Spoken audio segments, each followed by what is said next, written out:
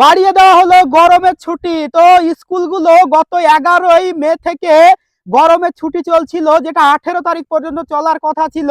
তো আজকে অর্থাৎ 13ই মে নোটিশ দিয়ে জানিয়ে দিল যে স্কুলগুলো 1লা জুন পুনরায় চালু হবে।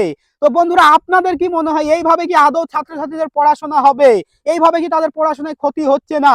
আজকের বর্তমান সময়ে যদি দাঁড়িয়ে দেখি, তাহলে এই গরমের ছুটি যেন এক প্রকারের অহেতুক ছুটি, কোনো কারণ নেই এই ছুটির।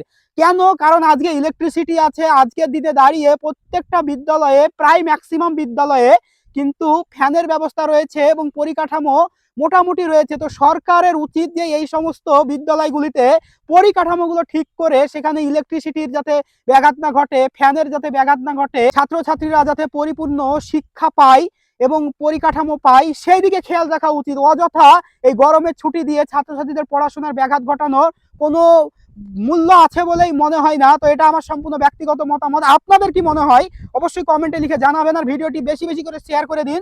আর এইরকমই আরো ইনফরমেটিভ ভিডিও পেতে অবশ্যই আমাকে ফলো করবেন।